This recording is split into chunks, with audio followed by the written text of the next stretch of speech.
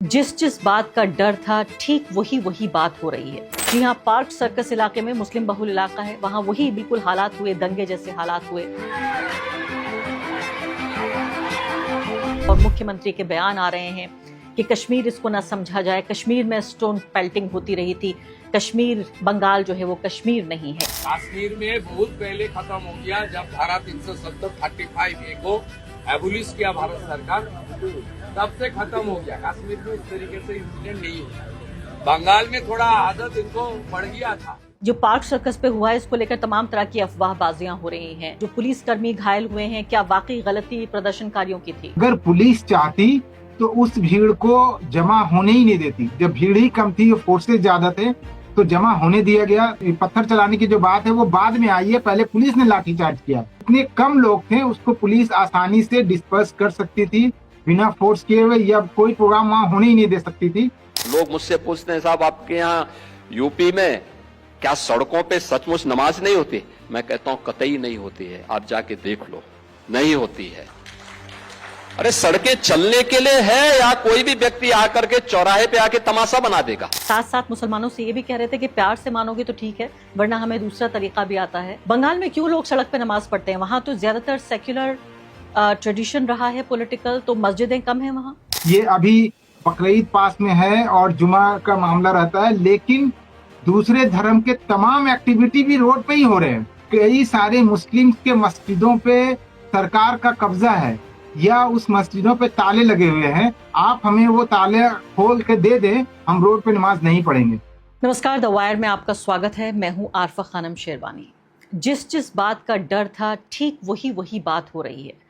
लेकिन लगता था कि बंगाल को उत्तर प्रदेश बनने में कुछ साल या कम से कम कुछ महीने तो लगेंगे।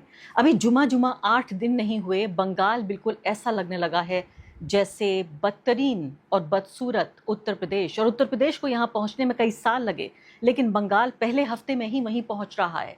जी हाँ, पार्क सर्कस इलाके में मुस्लिम बहुल इलाका है, वहाँ वही बिल्कुल हालात हुए, दंगे जैसे हालात हुए, आगजनी भी हुई, पत्थरबाजी भी हुई, और इसमें बताया जाता है कि पुलिसकर्मी घायल हुए हैं और ज़ख्मी हुए हैं। और इसके अलावा खबरें इस तरह की भी आ रही हैं कि ये जो पूरा विरोध प्रदर्शन हुआ था वो हुआ था दरअसल जो बुलडोज़र का एक्शन पहले ही शुरू हो गया था, उस बुलडोज़र के एक्शन के विरोध में विरोध प्रदर्शन हुआ था। क्योंकि आप जानते हैं उत्तर प्रदेश, राजस्थान, मध्य प्रदेश, इन इलाकों में तो ये सब चीज़ें अब होती भी नहीं है, कोई विरोध प्रदर्शन नहीं करता, क्योंकि बंगाल को अभी ये नहीं पता है। बंगाल के लिए बीजेपी की नई सरकार है और वहाँ लोगों को अपने अधिकार और अपने आज़ादी के साथ जीने की आदत है। ये किस्सा हुआ, और उससे पहले आप ये देखिए कि वहाँ जो आर्थिक स्थिति है उस पर भी मुसलमानों के और गैर मुस्लिम्स के भी हमला कर रही है ये सरकार, ठीक उसी तरीके से, उसी मॉडल पर जो उत्तर प्रदेश का कम्युनल मॉडल है। उसी तरह से हम देख रहे हैं कि एक 75 साल पुराना 1950 का कोई कानून निकाला गया है, उसके तहत शर्तें लगाई गई हैं कि गौकशी नहीं होगी, गाय को की कुर्बानी नहीं दी जा सकती, अगर दी जाएगी तो ये शर्तें माननी पड़ेंगी, इस तरह के सर्टिफिकेट्स लेने पड़ेंगे। और उसको लेकर एक नया पूरा क्राइसिस, एक संकट पैदा हो गया है। मुसलमानों के लिए इतना नहीं, वो खासकर ओबीसी जातियों के लिए जो कि मवेशियों का कारोबार करती हैं। तमाम खबरें हमारे सामने आ रही हैं और मुख्यमंत्री के बयान आ रहे हैं कि कश्मीर इसको ना समझा जाए। कश्मीर में स्टोन पेल्टिंग होती रही थी, कश्मीर बंगाल जो है वो कश्मीर नहीं है। इस तरह की तमाम खबरें हमारे सामने आ रही हैं। इससे किस तरह का सेंस निकाला जाए, और खासकर जब मैंने उत्तर प्रदेश का जिक्र किया है तो आप ये सोचिए कि इसी एक ही सांस में योगी आदित्यनाथ अभी कुछ ही घंटे पहले खुद उन्होंने ट्विटर हैंडल से, अपने ही ट्विटर हैंडल से पोस्ट किया है कि हमसे पूछा जाता है कि सड़क पर क्या नमाज होती है, तो हमने कहा उत्तर प्रदेश में अब नमाज नहीं होती। अगर आप प्यार से मानेंगे तो प्यार से समझाया जाएगा, वरना हमें और भी तरीके आते हैं। और जिस तरह से वो हंस रहे हैं उस पूरे बयान में, और वहाँ बैठे लोग भी सब मजाक उड़ा रहे हैं, और एक तरह से बेबसी साफ तौर पर देखी जा सकती है जिस समुदाय को वो निशाना बना रहे हैं।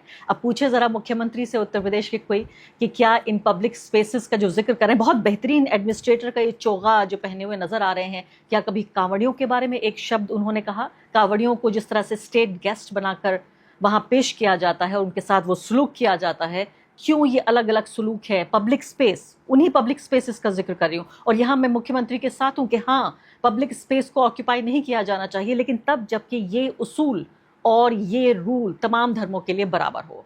हमारे साथ बंगाल पर बातचीत करने के लिए इस वक्त शाहनवाज साहब मौजूद हैं, ई न्यूज़ रूम के एडिटर हैं।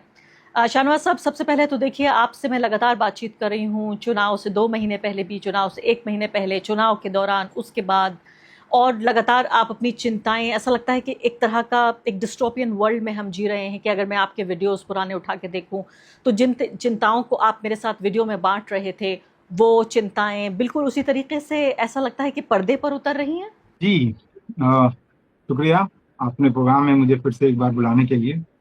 और यही बात हकीकत है आज के वक्त में कि हम जिस सेकुलर समाज से आते हैं, जिस डेमोक्रेटिक कंट्री से आते हैं, जिस तरह के लाइफ के हम एक उम्मीद अपने कॉन्स्टिट्यूशन से करते हैं, और एक बड़े तबके को हम रिप्रेजेंट करते हैं वहाँ, और ख़ास करके बंगाल में ये तबका पहले बड़ा हुआ करता था, तो वहाँ पे ये बहुत सारी चीज़ें जहन में आती थी कि अगर बीजेपी आती है तो बीजेपी का जो रूल होगा वो कैसा होगा। बातें तो रूल ऑफ लॉ की होती है, पर जैसे आप बता रहे थे कि वो रूल ऑफ लॉ भी वो मेजिटेरियन के लिए अलग होता है, माइनॉरिटीज के लिए अलग होता है।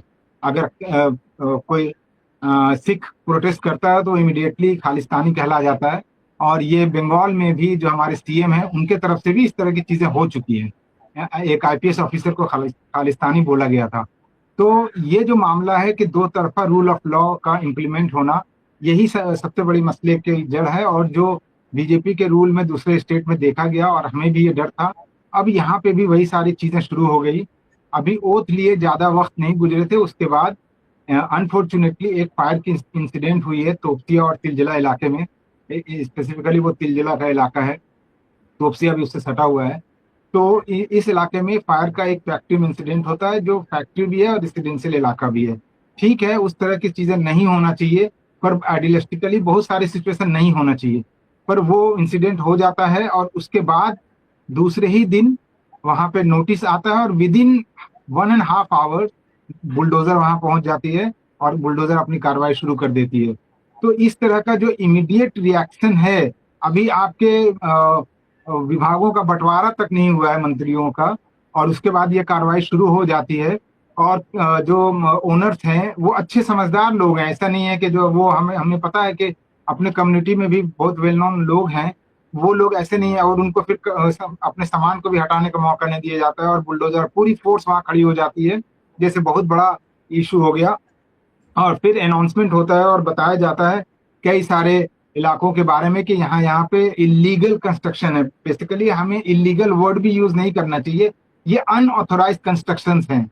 अनऑथोराइज जो है वो अगर आप उसको ऑथोराइज करवाना चाहें तो वो चीजें ऑथोराइज हो जाएंगी, लेकिन इलीगल वर्ड यूज करके उसको तमाम तरीके से पहले ही फर्स्ट स्टेज में ही उसको गलत ठहरा दिया जा रहा है, और फिर वो कार्रवाई। और फिर वहां पे जो अग्निमित्रा पॉल हैं, डिप्टी सीएम हैं, और शुभेंदु अधिकारी, उन्होंने जिन जिन इलाकों का जिक्र किया है उसमें ज्यादातर माइनॉरिटीज डोमिनेटेड इलाके ही हैं, और उन सारे इलाकों का जिक्र नहीं किया। वहां पे भी अनऑथोराइज कंस्ट्रक्शन है, और वहां पे भी फायर आग लगती है ना, लेकिन वहां का जिक्र नहीं किया, और सिर्फ मुस्लिम डोमिनेटेड इलाकों का जिक्र किया, और वहां पे बुलडोजर 2 दिन लगातार चले हैं।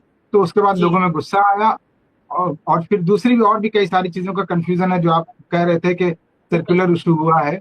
तो जी, शाहनवाज साहब, मुझे ये बताइए कि जो अब तो ये कोई पूछेगा नहीं कि आखिर इसकी वजह क्या थी, लोगों में गुस्सा था, वो तो कहते हैं कि भाई ये तो बागी हैं, इनमें बगावत की आदत है, और ये बीजेपी की सरकार इनको बर्दाश्त नहीं हो रही है, इन्होंने बीजेपी को वोट नहीं दिया, उसके बावजूद भी बीजेपी की सरकार आ गई। यहाँ तक कि पहली बार ऐसा हुआ कि किसी सरकार ने इस देश में, बंगाल की सरकार ने ही, नई चुनी सरकार ने कहा कि एसआईआर में जो लोग बाहर हुए हैं उन लोगों को हम राशन और सरकारी सुविधाओं से भी वंचित रखेंगे। इस तरह का भी एक कोई सर्कुलर या घोषणा हुई है। तो मुझे ये बताइए, जो पार्क सर्कस पे हुआ है, इसको लेकर तमाम तरह की अफवाहबाजियां हो रही हैं, ये पत्थरबाजी किसने की, और ये बयानबाजी फिर शुभेंदु अधिकारी की तरफ से आई, और इसके बाद ये बताइए कि जो पुलिसकर्मी घायल हुए हैं, क्या वाकई गलती प्रदर्शनकारियों की थी?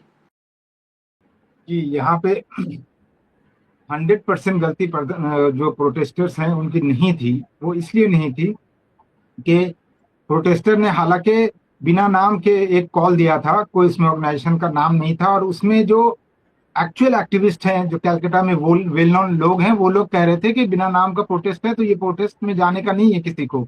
और उन लोगों ने बाजाप्ता फेसबुक वगैरह में लिखा भी इसको लेकर कि आप आम लोगों से अपील भी की कि आप इसमें नहीं जाएं।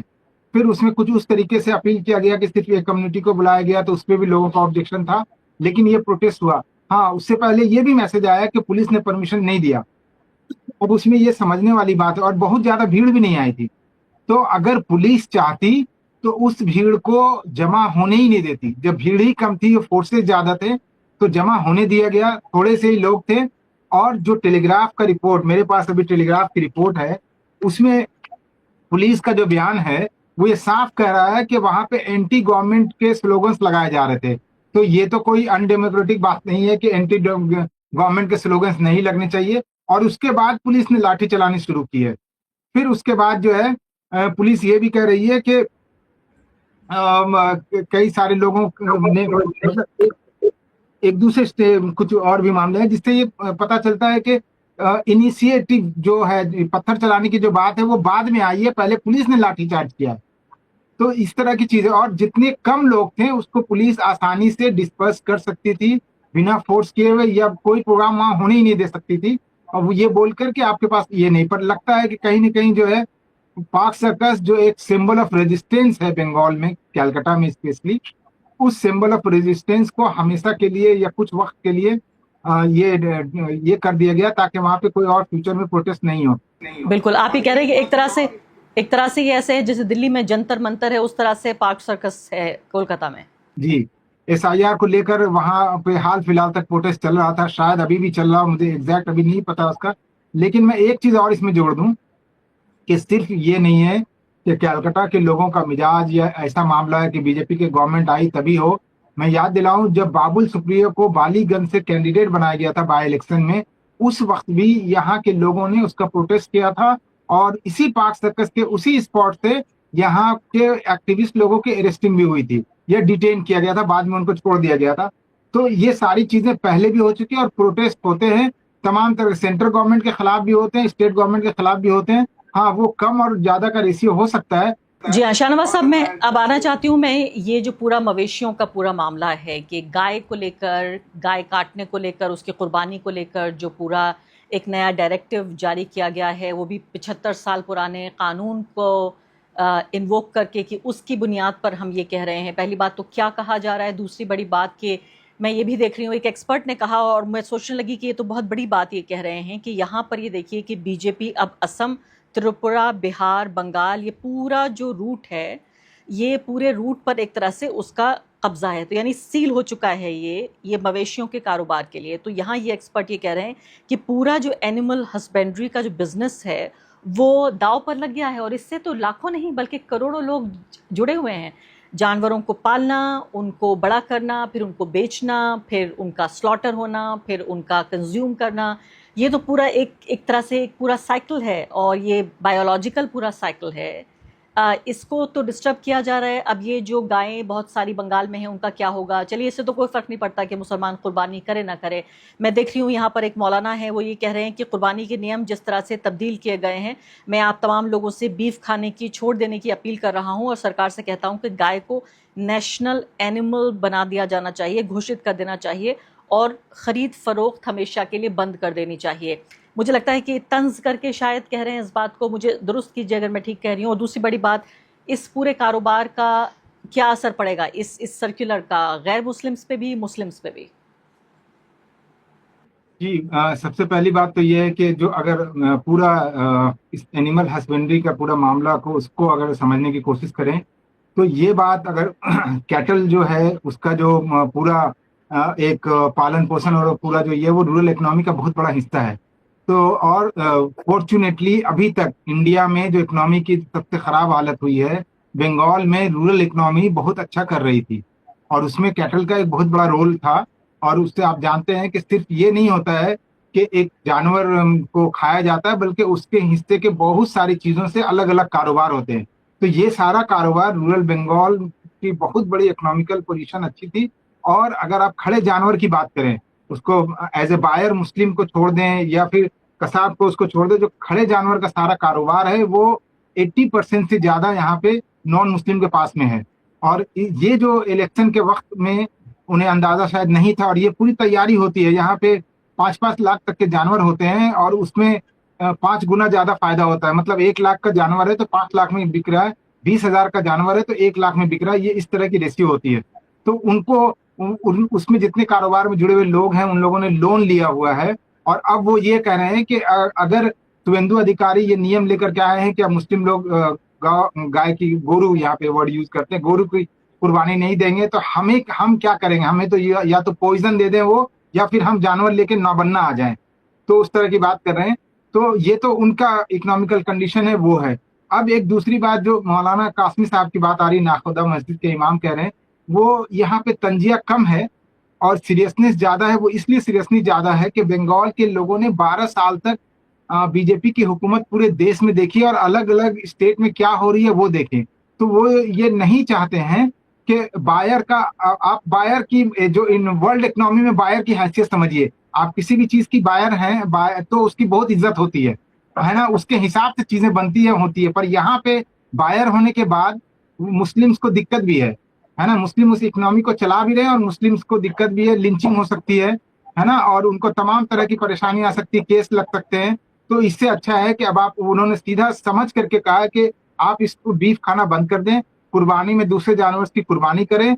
और इंडियन गवर्नमेंट से 2 तरह की अपील की है उन्होंने, एक तो जानवर के सिलसिले में भी की है कि आप उसको जो है भारत वो नेशनल एनिमल डिक्लेयर कर दें, और दूसरा एक ये है कि शायद आप उस पर अगर आप आएंगी या शायद आप मुझे बोलने के लिए, वो नमाज के बारे में भी उन्होंने कहा, वो भी जो है बहुत वाजिब उन्होंने उस बारे में बात कही है। नहीं, तो ये बताइए कि जो नमाज का मुद्दा, मैं आखिरी सवाल आपसे यही पूछना चाहती थी और संक्षेप में इसका जवाब भी चाहिए, वो ये कि ये पूरा मुद्दा उत्तर प्रदेश में तो हमें पता है किस तरह से होता है, बंगाल में कैसे होता है। बहुत सारे लोग तो यहाँ नॉर्थ इंडिया में जानते भी नहीं है कि जो बंगाली वे ऑफ लाइफ है, जो जीने का तरीका है, आखिर वो है क्या। तो मुझे ये बताइए कि जिन इलाकों में ये सड़क पर नमाज पढ़ने की से मना करने की बात की जा रही है, क्योंकि मुझे अच्छी तरह मालूम है कि जब भी बात होती है यहाँ उत्तर प्रदेश, हरियाणा या बाकी जगहों पर, तो कहा जाता है कि खासकर जुमे के रोज़ जो नमाज़ पढ़ने वालों की तादाद बहुत बढ़ जाती है, इसलिए भी लोग मस्जिदों के बाहर सड़क पे नमाज़ पढ़ते हैं। दूसरी, हरियाणा जैसे राज्यों में दिक्कत यह है कि यानी कि 10 किलोमीटर तक कोई मस्जिद ही नहीं है। गुड़गांव जैसा जो मॉडर्न साइबर सिटी है, वहाँ पर जब शहर बसाया गया तो मस्जिद का कोई इमेजिनेशन ही नहीं था। ये लगता था कि ये जितने मुसलमान यहाँ पर रहते हैं, इनको किसी अपने धार्मिक स्थल की ज़रूरत ही नहीं है। योगी आदित्यनाथ का बयान मैंने भी सुनवाया है अपने दर्शकों को, वो कह रहे थे और हंस के कह रहे थे, मॉक कर रहे थे, कह रहे थे कि घर में रहने की जगह नहीं है तो आबादी कम करो। यानी साथ साथ मुसलमानों से ये भी कह रहे थे कि प्यार से मानोगे तो ठीक है, वरना हमें दूसरा तरीका भी आता है। और भरी महफिल में वो ये कह रहे थे कि आबादी कम करो, उसके बाद पूरी महफिल ठा के ला के हंसने लगती है। बंगाल में क्यों लोग सड़क पर नमाज पढ़ते हैं? वहाँ तो ज़्यादातर सेक्युलर ट्रेडिशन रहा है पॉलिटिकल, तो मस्जिदें कम हैं वहाँ। जी, सबसे बड़ी बात तो यही है कि वक्त के साथ जिस तरह से लोगों की आबादी बढ़ी है या बहुत सारी चीज़ें हुई हैं कि, लेकिन मस्जिदें नहीं बढ़ी, मस्जिदों का स्पेस नहीं बढ़ा। ऐसा नहीं है कि मस्जिदों में कई और फ्लोर्स बन गए, ऐसा उस रेशियो में नहीं हुआ है। और एक्चुअली होता है ये भी है, एक प्रैक्टिकल प्रॉब्लम ये है, सिर्फ एक वक्त की बात होती है। अगर पूरे हफ्ते की बात करें तो सिर्फ जुमा की नमाज में वो भीड़ होती है या ईद और बकरीद की नमाज में वो भीड़ होती है। बाकी 34 टाइम्स, अगर आप उसको 35 टाइम्स कहें तो 34 टाइम्स में वो भीड़ नहीं होती है मस्जिदों में। तो मस्जिद के जो केयर टेकर्स होते हैं वो यही समझते हैं कि एक टाइम के लिए हम और क्या करें। तो ये एक बात होती है। दूसरी बात, अगर बंगाल की आप बात करें तो बंगाल में रहने वाले तमाम लोग ये जानते हैं कि हर महीने, अभी अक्टूबर का महीना यहाँ शुरू होगा और मार्च तक, और वैसे हर महीने, साल के हर महीने कोई न कोई पूजा होती है, कोई न कोई एक्टिविटी होती है और तमाम चीजें रोड पे ही होती हैं। ये सबसे बड़ी बात है कि आज भले नमाज को लेके इशू बनाया जा रहा है, ये अभी बकरीद पास में है और जुमा का मामला रहता है, लेकिन दूसरे धर्म के तमाम एक्टिविटी भी रोड पे ही हो रहे हैं। जो आप दिल्ली और दूसरे जगहों पे देखते हैं, हरियाणा में, वो यहाँ हो रही है और मस्जिदें कम है। तो जब मौलाना साहब की बात अगर सुने, उन्होंने इस बारे में जो बहुत अच्छी बात कही है, वो ये कही है कि कई सारे मुस्लिम के मस्जिदों पे सरकार का कब्जा है या उस मस्जिदों पे ताले लगे हुए हैं, आप हमें वो ताले खोल के दे दें, हम रोड पे नमाज नहीं पढ़ेंगे। तो ये दोनों तरह की सच्चाई है। एक तो यह है कि दूसरे धर्म के लोगों को तमाम तरह की छूट है और मुस्लिम्स के सिर्फ एक टाइम के, और अगर उसको सही मायने में जुमा की नमाज का बोले तो 1 घंटे का मामला रहता है, और अगर उसको और कम कर लें तो रोड पे और कम होता है। हालांकि हम जैसे लोग या सोसाइटी के तमाम लोग इस प्रैक्टिस को डिस्करेज ही करते हैं कि मस्जिदों में ही नमाज पढ़े। अभी कलकत्ता में इस बार भी ये 2 मस्जिदों के बारे में मैं जानता हूँ जो 20 शहर में है, उन लोगों ने अपने नमाज को, जुमा की नमाज को 2 बार करने का ये कर दिया है कि 2 टाइम्स वहां पे नमाजें होंगी। तो इस तरह की चीजें भी स्टेप भी ली जा रही हैं।